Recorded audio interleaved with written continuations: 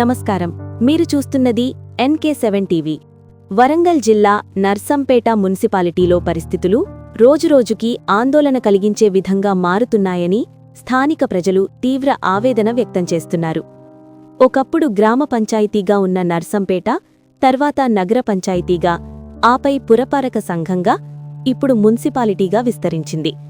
వార్డుల సంఖ్య కూడా 12 నుండి 18కి, 18 నుండి 24కి, ఇప్పుడు 30 వార్డుల వరకు పెరిగింది. జనాభా సుమారు 50,000కు పైగా. కేంద్ర రాష్ట్ర ప్రభుత్వాల నుండి కోట్ల రూపాయల నిధులు మంజూరవుతున్నాయి. అయితే ఈ అభివృద్ధికి మధ్య ప్రజలు ఎదుర్కొంటున్న సమస్యలు మాత్రం మరింత తీవ్రమవుతున్నాయని ఆరోపణలు వినిపిస్తున్నాయి. ముఖ్యంగా పారిశుద్ధ్య సమస్యలు నర్సంపేటను చుట్టుముట్టాయని ప్రజలు చెబుతున్నారు. సుమారు 240 మంది పారిశుద్ధ్య కార్మికులు ఉన్నప్పటికీ వారిలో చాలా మంది తమ అసలు పనులు చేయడం లేదని,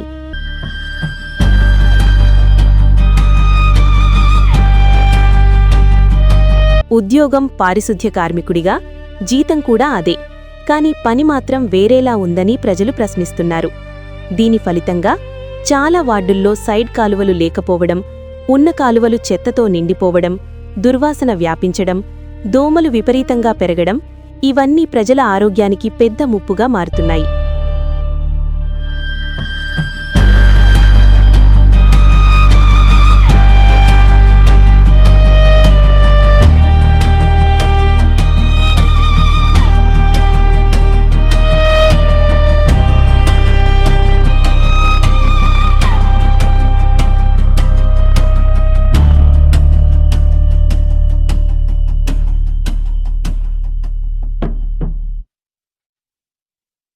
రాత్రిళ్లు నిద్రపట్టని పరిస్థితి, పిల్లలు వృద్ధులు అనారోగ్యానికి గురవుతున్న పరిస్థితి. ఇది నర్సంపేట ప్రజల వాస్తవ పరిస్థితి అని చెబుతున్నారు.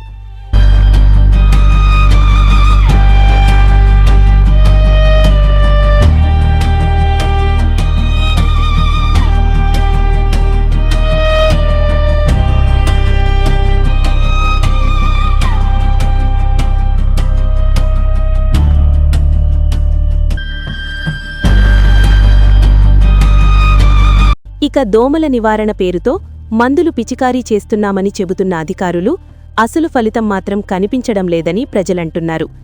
లక్షల రూపాయలు ఖర్చు చేస్తున్నామని చెప్పినా దోమలు మాత్రం తగ్గడం లేదని విమర్శిస్తున్నారు. ఇది కేవలం నిర్లక్ష్యమా లేక అవినీతికి నిదర్శనమా అని ప్రజలు ప్రశ్నిస్తున్నారు.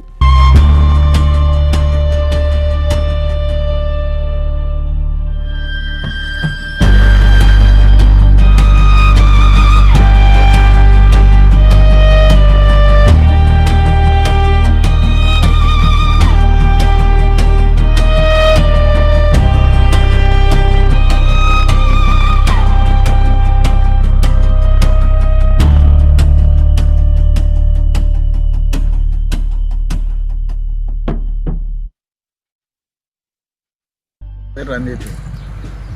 ఓకేనా, ఇప్పుడు మా వాడకు ఈ దోమలు బాగా అయిపోయినాయి. మళ్ళీ పోతే ఈ మోరీలు తీసిళ్ళు కానీ ఎటు కాకుండా అంతా తీసేసిళ్ళు, బయటేసి అవి ఎత్తుకపోవడానికి నెల దగ్గరికి వస్తుంది, 2 నెలలు అవుతుంది. అసలు ఎవరు ఎత్తుకపోయేటలు కూడా లేరు, వాడని పట్టించుకుంటారు లేరు. వాళ్ళు మోరీలు ఎన్ని రోజులకు ఒకసారి తీస్తాను. మోరీలు అంటే అది వాళ్ళ ఇష్టం. నెలకు రావచ్చు, 2 నెలలకి రావచ్చు, 4 నెలలకి రావచ్చు. 4 నెలలు కూడా పడుతుంది ఒక్కోసారి. వస్తారు, తీసుకొని పోతారు. అవి ఎత్తుకపోవడం కూడా లేటుగా ఎత్తుకపోతారు. అంతే. దాంతో ఏమవుతుంది మీకు ఇబ్బంది? దోమలు తయారైతాయి అన్న, దోమలు తయారైతాయి. ఇప్పుడు ఏంటంటే ఈ చెట్లు కూడా అన్ని పెరుగుడు ఇవి చూసుకుని అసలు ఈ వాడలా పట్టించుకుంటారు ఎవరు లేడు. అధికారులు ఎప్పుడన్నా వచ్చిందా మీ దగ్గరికి? ఎవరు రారు. ఓట్లకైతే ఓట్లకి వస్తూనే ఉంటారు, ఇక వచ్చారు ఓట్లు వేసుకుంటారు, పోతూనే ఉంటారు. ఓకే ఓకే, కామన్ అది. నా పేరు రసూల్బీ. వాడకు అంత గబ్బు వాసన వెళ్తుంది. దోమలు అతి రకమైన కాలువలు తీసేటోళ్ళు సరిగ్గా వస్తలేరు, ఊడిసేటోళ్ళు వస్తలేరు. దోమలకైతే మేము చాలా ఇబ్బంది పడతాం. ఏంది ఇదేనా పద్ధతి? వాడకు మోరీలు తీస్తారు, మోరీ లేదు, ఏది లేదు మా వాడకు. ఎన్ని నెలలకు ఒకసారి వస్తాను? మోరీలు నెలకు ఒకసారి, 2 నెలలకు వాళ్ళ ఇష్టం. ఇక అదికి వచ్చినప్పుడు వస్తారు. 4 నెలలకు ఒకసారి వస్తాను.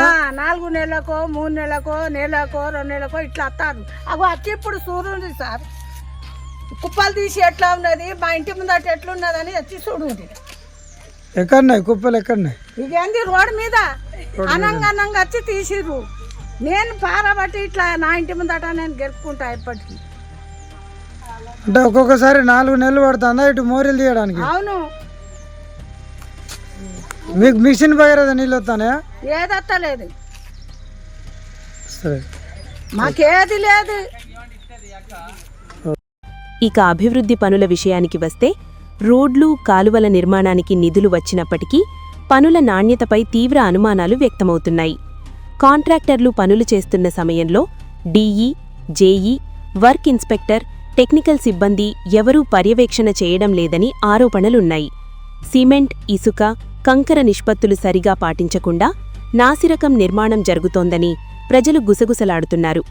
రోడ్లు వేసిన వెంటనే క్యూరింగ్ చేయకపోవడం, నీరు చల్లకపోవడం, వాహనాలు వెళ్లగానే దుమ్ము ఎగిరిపోవడం ఇవి ప్రజలకు తీవ్రమైన ఇబ్బందులు కలిగిస్తున్నాయి. ఇలాంటి పనులు నిజంగా అభివృద్ధేనా లేక ప్రజల డబ్బు వృధా అవుతోందా అని ప్రశ్నిస్తున్నారు. ఇక మరొక ఆందోళనకర విషయం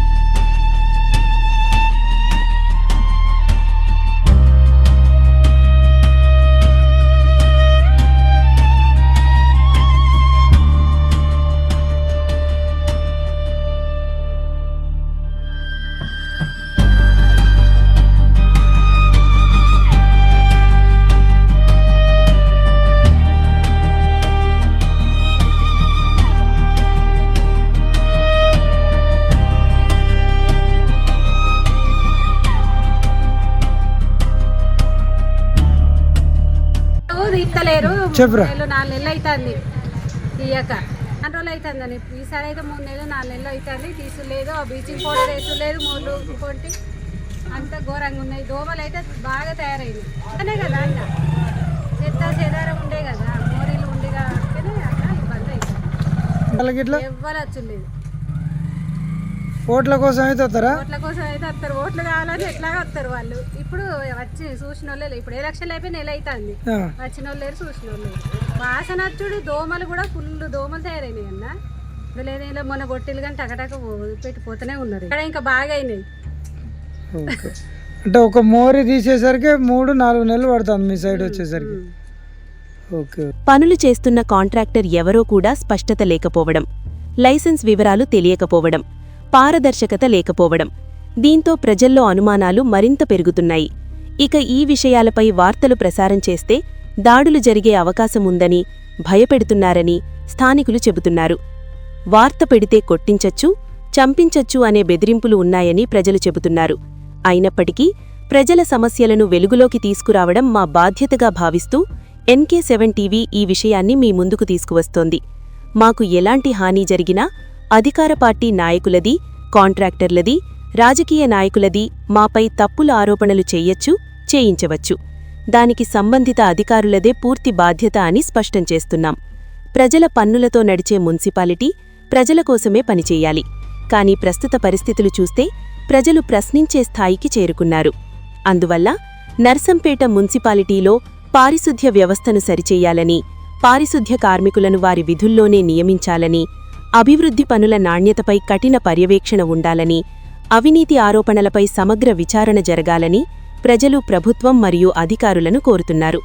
ఇప్పటికైనా చర్యలు తీసుకుంటారా లేక ఇదే పరిస్థితి కొనసాగుతుందా అనే ప్రశ్నకు సమాధానం కోసం ప్రజలు ఎదురుచూస్తున్నారు. ఇది NK7 టీవీ ప్రత్యేక కథనం.